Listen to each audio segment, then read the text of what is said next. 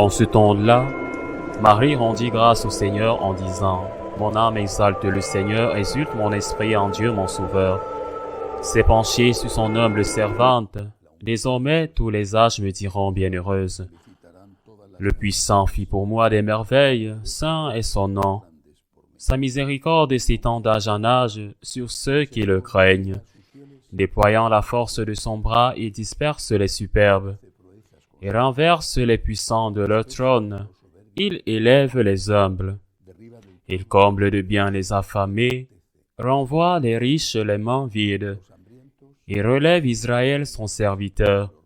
Il se souvient de son amour, de la promesse faite à nos pères, en faveur d'Abraham et sa descendance à jamais.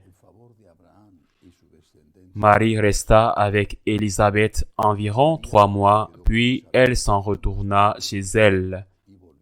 Acclamons la parole de Dieu.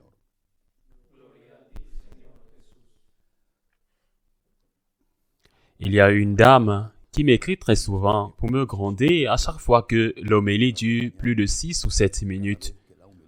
Aujourd'hui, je vais la contrarier, car parler du Magnificat et ne pas faire une homélie d'un minimum très longue est impossible, et aussi je ne veux pas. La Vierge Marie est presque tout. Après Dieu, elle est tout. On la voit docile à Dieu, risquant sa vie pour faire ce que Dieu lui demande et collaborer au salut de l'humanité. On la voit comme une enseignante, comme un professeur de théologie. En tant que docteur en théologie, quand l'Immaculée Conception raffermit l'ange et dit : « Comment cela se pourrait-il puisque je ne connais pas d'homme ?» et établit une chaire donnant un principe essentiel dans la théologie morale catholique. La fin ne justifie pas les moyens. On le voit et les premiers pères de l'Église l'ont immédiatement reconnu. On la voit comme la nouvelle Ève. C'était le prénom qu'ils l'ont donné ensemble, celui du Théotokos, Mère de Dieu, et cette nouvelle Ève, cette nouvelle humanité qui commence par une femme et non par un homme. La première humanité a commencé par Adam, la seconde humanité commence par une femme, et cette femme qui est une mère, elle est sans tache, et cette mère immaculée, précisément parce qu'elle est immaculée, elle est humble. C'est le Magnificat qui renferme tout cela dans cette phrase. Mon âme proclame la grandeur du Seigneur, mon esprit exulte en Dieu mon Sauveur, parce qu'il a regardé l'humilité. Une autre traduction dit l'humiliation de son esclave. Quand les pères de l'Église ont y réfléchi, ils ont immédiatement compris que c'était la clé de tout. Quand le serpent séduit Ève, et Ève séduit son mari, la tentation consistait à être comme Dieu, et à être comme Dieu décidant par soi-même ce qui est bien et ce qui est mal. Symboliquement, manger le fruit de l'arbre de la connaissance du bien et du mal traduit dans notre langue ce que nous vivons aujourd'hui. Le relativisme. Chacun décide, ou les gouvernants et les gouvernements, où les riches et les puissants décident ce qui est bien et ce qui est mal, et ainsi de suite, ça change. L'avortement aurait pu être mauvais il y a 20 ans, et aujourd'hui c'est un droit. Eh bien, c'est la grande tentation à laquelle succombe Ève et à laquelle succombe Adam. C'est justement ce que refuse Marie. La grande tentation, c'est de vouloir être Dieu. Vous serez des dieux, lui dit le serpent.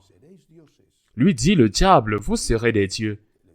Vous serez des dieux au moment où vous déciderez vous-même de ce qui est bien et de ce qui est mal.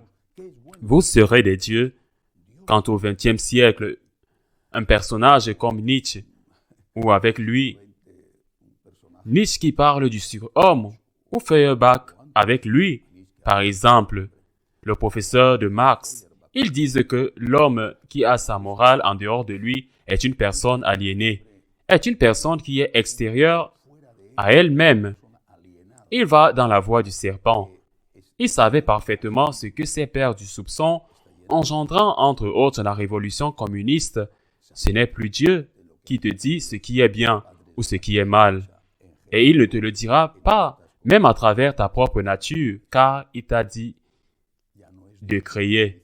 Maintenant, c'est l'État qui va vous dire ce qui est bien ou ce qui est mal, et que pour eux, c'était bien mieux. À nouveau, le serpent t'attaque et te dit, « Veux-tu être Dieu? » Oui, je vais être Dieu. Alors, vous devez décider par vous-même ce qui est bien et ce qui est mal. Et qu'est-ce que la Vierge a à voir avec cela? La Vierge dit que Dieu a regardé son humiliation, son humilité. En quoi consiste cette humilité? En ne voulant pas être Dieu, en rejetant la tentation d'être Dieu. Je ne suis pas Dieu. Chaque jour, nous devions nous regarder dans le miroir, surtout quand nous nous réveillons le matin avec des cernes sous les yeux et de mauvaises coiffures, et nous dire « Découvrez une fois pour toutes, vous n'êtes pas Dieu. Seul Dieu est Dieu. » C'est pourquoi la Vierge est la nouvelle Ève. C'est pourquoi la nouvelle création commence avec elle. C'est pourquoi elle pourrait être la mère du Rédempteur. Seul Dieu est Dieu, et je ne le suis pas. Et je ne veux pas, et je ne peux pas être Dieu. Et je ne suis pas Dieu pour décider moi-même de ce qui est bien et de ce qui est mal. Et je ne suis pas Dieu pour rendre heureux quelqu'un, car seul Dieu peut nous rendre heureux. Je dois contribuer au bonheur de l'autre. Je dois contribuer à ce bonheur de bien des manières, avec affection, avec une aide financière selon les circonstances. Mais je ne suis pas Dieu. Je ne suis pas Dieu. Je ne peux absolument pas résoudre ma vie. Je vais mourir et je ne peux absolument pas résoudre la vie d'un autre, car je ne peux pas la rendre pleinement heureuse. Et quand je le dis ou que je le crois, je le trompe et je me trompe moi-même. Et je ne peux pas éviter que tôt ou tard, l'heure de la mort vienne aussi à l'autre, peu importe combien je l'aime. C'est la phrase que Marie nous donne, la clé de tout, la porte du paradis, du nouveau paradis qui s'ouvre avec elle, du paradis sur terre qui est d'être en état de grâce. Bien sûr, du paradis définitif qui est d'être au ciel. La Vierge Marie dit qu'elle n'est pas Dieu et qu'elle ne veut pas être Dieu, qu'elle est l'humble esclave et qu'elle est heureuse d'être et qu'elle ne veut ni ne désire rien d'autre. Qu'elle veut être l'esclave du Seigneur et aussi, elle dit que c'est ce qui proclame la gloire de Dieu. Mon âme proclame la grandeur de Dieu, son humilité, l'humilité de Marie qui proclame la grandeur de Dieu, tandis que l'orgueil d'Adam et Ève leur fait perdre le paradis. C'est l'humilité de la Vierge qui nous permet une fois de plus d'entrer au paradis sur terre, car nous sommes déjà ici au ciel, quand nous sommes en état de grâce, et bien sûr, quand vient notre heure, un moment définitif, et l'heure merveilleuse aussi dans le ciel. Mais comment devons-nous pratiquer cette humilité? Il y a plusieurs façons. Par exemple, d'une part, d'accepter de ne pas comprendre.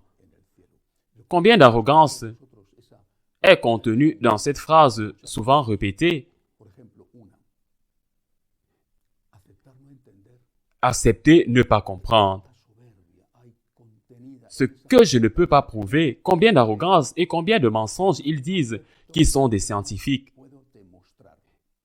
Menteurs. S'ils étaient des scientifiques, par exemple, ils ne seraient pas favorables à l'avortement car la science montre sans le moindre doute qu'à partir du moment de la conception, il y a un être humain autre que le père et la mère, même si pendant 9 mois, la mère est la dépositaire, celle qui accueille, celle qui protège. Mais la banque n'est pas propriétaire de l'argent, car vous avez l'argent dedans, mais plutôt le propriétaire de l'argent, c'est vous. Ce n'est pas ça puisqu'il est ici dans un coffre, le propriétaire, c'est moi. Non. Regarde, je t'ai laissé en garde à vue. et la vie humaine vaut bien plus que l'argent. La mère fait un travail merveilleux, unique, extraordinaire et essentiel, mais le travail de garde, eh bien, la science le dit, et pourtant, ceux qui disent qu'ils ne croiront rien, qui ne puissent prouver, sont pour la plupart contre la science et pour l'avortement. La Vierge Marie nous dit que nous sommes des êtres humains, que nous ne sommes pas des dieux, et que donc nous ne pouvons pleinement comprendre Dieu, et qu'il faut l'accepter. Je ne dis pas qu'il faut accepter des choses absurdes, mais je dis qu'il faut accepter des choses qu'on ne peut pas comprendre. On comprend l'absurde. Ce n'est pas le cas, mais il y a beaucoup de choses que nous ne pouvons pas dire. Ce n'est pas le cas. Mais nous pouvons dire, je ne comprends pas cela. C'est peut-être, mais je ne le comprends pas. Je ne comprends pas la cause. Je ne comprends pas pourquoi. Pourquoi Dieu permet cela? Je ne comprends pas la cause.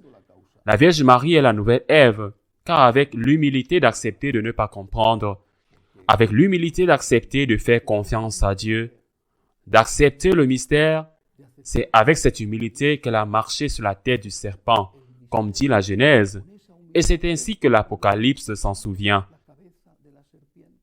Le premier et le dernier livre de la Bible. Elle marche sur la tête du serpent avec l'humilité qui consiste, entre autres, en ceci. Je suis une créature, et une créature ne peut pleinement comprendre son Créateur. J'accepte le mystère. J'accepte de ne pas comprendre, mais c'est normal, je suis une créature. Je ne suis pas Dieu. Je ne peux pas être Dieu. Je ne veux pas être Dieu. Je suis une créature qui accepte le mystère, qui fait confiance à Dieu et qui dit à Dieu, « Je suis ici pour faire ta volonté. » Et je te demande seulement, Seigneur, d'augmenter ma foi et d'augmenter ma confiance, car il y a des moments dans la vie où cette confiance en toi devient vraiment difficile, très difficile et même héroïque. Aide-moi, Seigneur, à pouvoir imiter Marie. Nous avons passé un si mauvais moment, un temps de mauvais moments, pour pouvoir imiter Marie en disant encore et encore, et encore et encore chaque jour, Seigneur, j'ai confiance. Je m'abandonne. Je suis sûr que tu existes et que tu m'aimes. Je ne comprends pas, mais comment vais-je comprendre que je suis une créature faite par toi? Une créature que tu as faite. Toi, le Créateur tout-puissant de l'univers. C'est normal, Seigneur, que tant de fois et tant de choses que je fasse, je ne les comprenne pas. Seigneur, moi, comme Marie, je te fais confiance et que l'humilité est précisément ce qui te rend gloire. C'est sur cette humilité que tu peux travailler. Ainsi soit-il.